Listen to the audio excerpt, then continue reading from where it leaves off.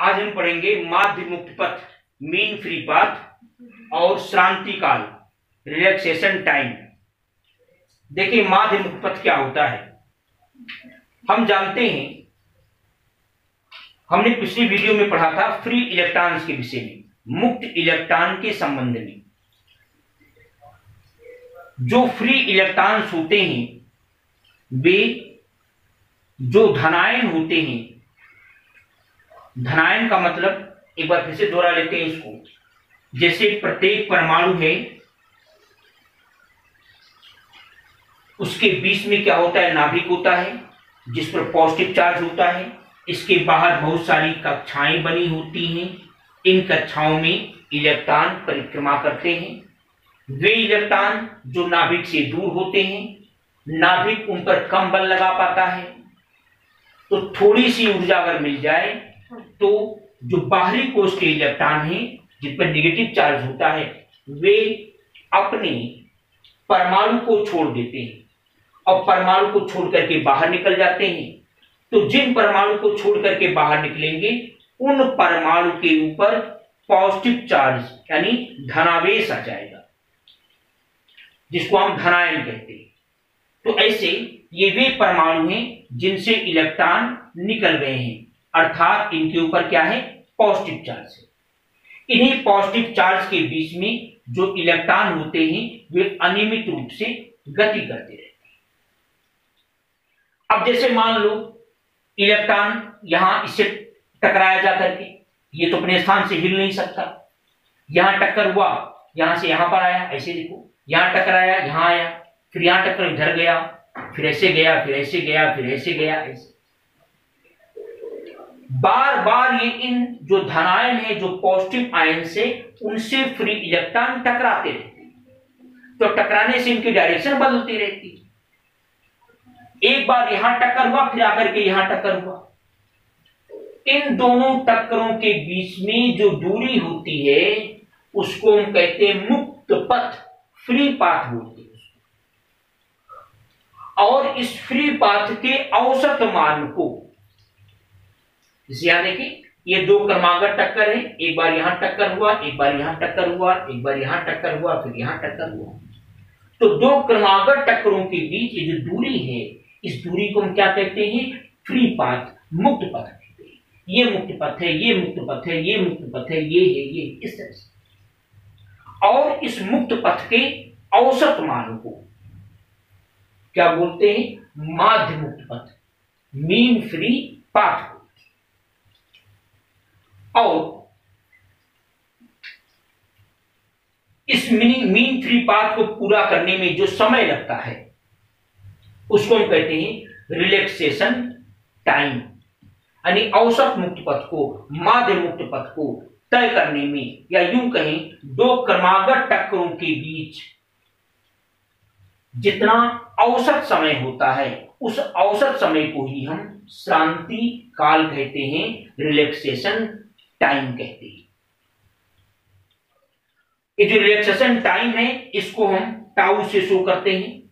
ये बराबर होता है औसत मुक्त पथ या माध्य मुक्त पथ, जो भी लिखें। औसत मुक्त पथ मतलब मीन फ्री पाथ बाई माध्य वेग, औसत वेग, औसत वेग या औसत चाल। ये इसको हम जनरली लैम्डा से शो करते हैं और औसत चाल को VRMS, वर्ग माध्य मूल चाल, रूट मीन स्क्वायर वेलोसिटी है।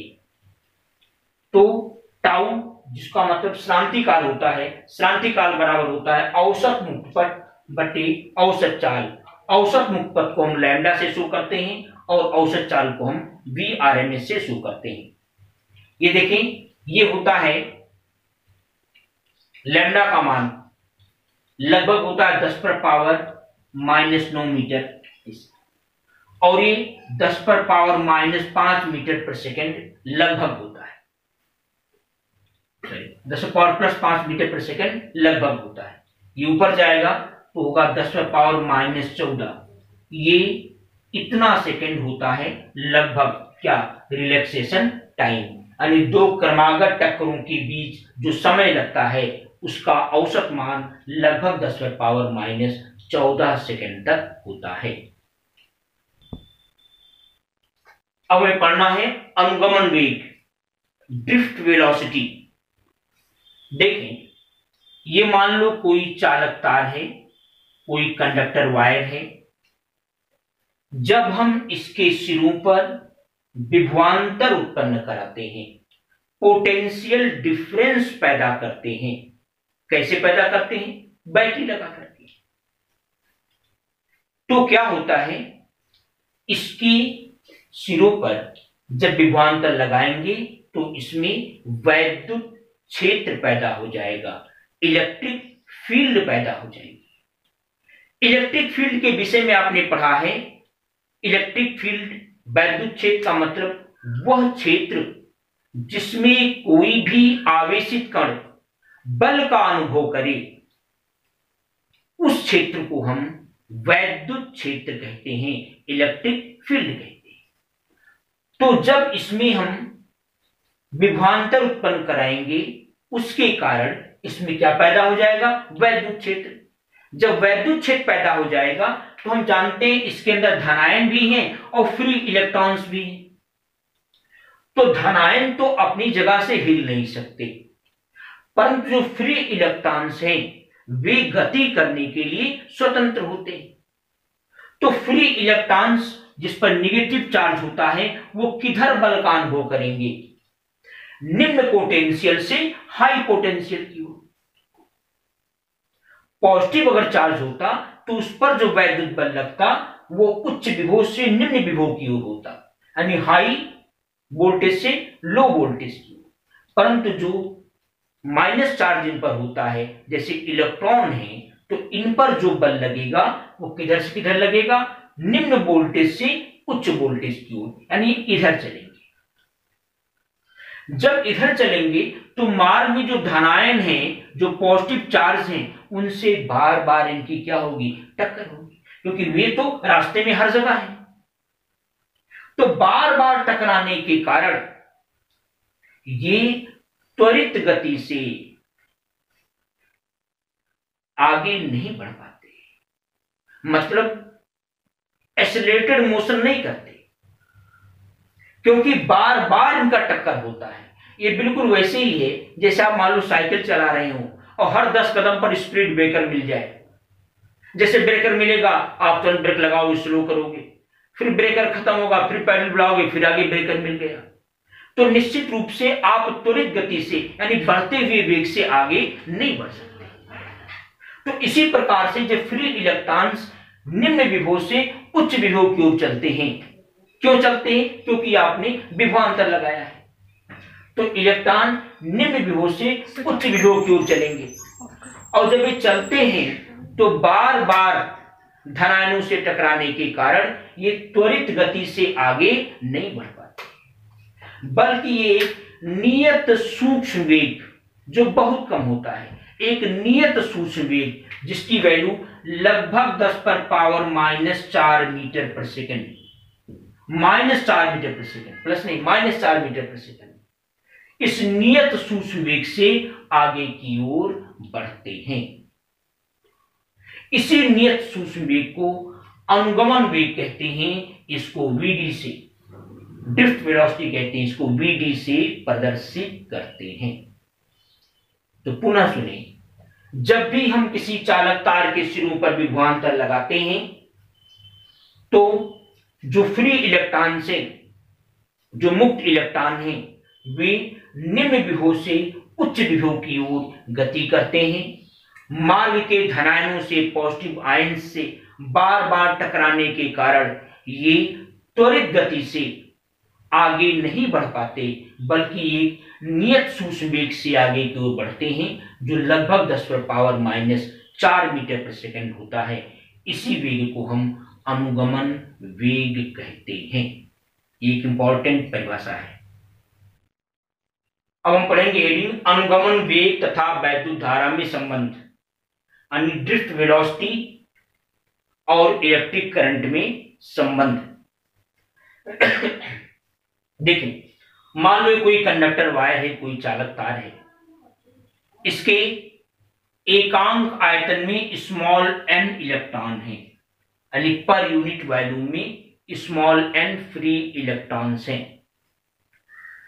इसका जो क्रॉस सेक्शन एरिया है, अनुप्रस्थ काट का क्षेत्रफल है, वो कैपिटल ए है। जब हम इसको बैटरी से जोड़ेंगे तो क्या होगा? बैटरी से जोड़ने पर इसके सिरों पर विभवांतर यानी पोटेंशियल डिफरेंस पैदा हो जाएगा, और जैसे पोटेंशियल डिफरेंस पैदा होगा तुरंत वैद्युत क्षेत्र पैदा हो जाएगा। वैद्युत क्षेत्र के पैदा होने से जो फ्री इलेक्ट्रॉन्स हैं वे क्या होंगे? निम्न विभव से उच्च विभव की ओर, यानी लो पोटेंशियल से हाई पोटेंशियल की ओर अनुगमन वेग से यानी ड्रिफ्ट वेलोसिटी से गति करना आरंभ कर देंगे। अब देखिए, एक आपने मैथ में पढ़ा होगा, जैसे मान लो ये कोई पाइप है, इसमें पानी बह रहा है, इसके मुंह का क्षेत्रफल a मान लो, जो पानी बह रहा है उसका वेग v है। तो अगर कोई पूछे कि 1 सेकंड में कितना पानी बहेगा, 1 सेकंड में बहने वाले पानी का आयतन क्या होगा, तो क्या करेंगे आप? a into b. ऐसा आपने मैथ में किया होगा। 1 सेकंड में बहने वाले पानी का आयतन निकालना है तो क्रॉस सेक्शन एरिया में वेग से गुणा कर दो। बिल्कुल वही चीज यहां भी है, इसका भी क्रॉस सेक्शन एरिया ए है, इसमें पानी बह रहा है तो इसमें इलेक्ट्रॉन बह रहे हैं, इसमें पानी का वेग स्मॉल v है तो इसमें इलेक्ट्रॉन के बहने का जो वेग है वो क्या है? vd है, vd। तो 1 सेकंड में कितना आयतन फ्लो हो जाएगा? तो सिंपल बात कहोगे a इंटू क्या? vd। और एकांक आयतन में n इलेक्ट्रॉन होते हैं, तो इतना आयतन अगर फ्लो हो रहा है तो इसमें कितने इलेक्ट्रॉन होंगे? n गुणे a vt। यानी ये क्या निकला? ये निकला 1 सेकंड में बहने वाले यानी प्रवाहित होने वाले फ्री इलेक्ट्रॉन्स की संख्या। 1 सेकंड में इतना वॉल्यूम आगे बढ़ेगा और पर यूनिट वॉल्यूम में इतने इलेक्ट्रॉन हैं, तो n से जब गुणा करोगे तो 1 सेकंड में बहने वाले इलेक्ट्रॉनों की यानी प्रवाहित होने वाले इलेक्ट्रॉनों की संख्या होगी। कि क्या है ये? 1 सेकंड में प्रवाहित होने वाले इलेक्ट्रॉनों की संख्या।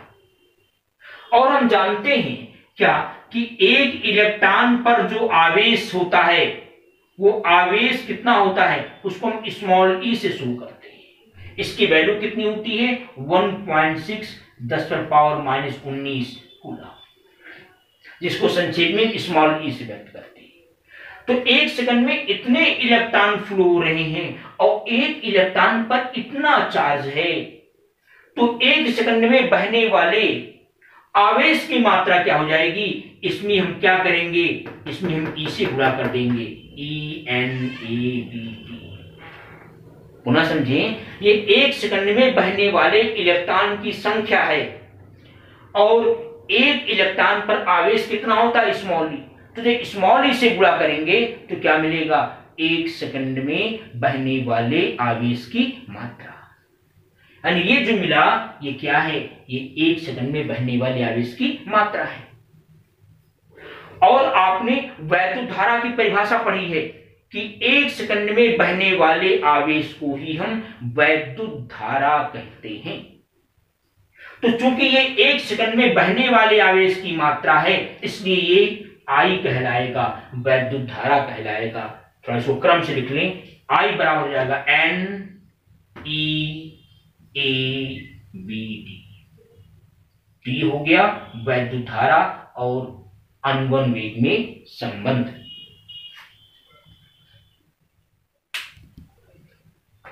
अब इसके आगे का हेडिंग अब आप नेक्स्ट वीडियो में देखेंगे।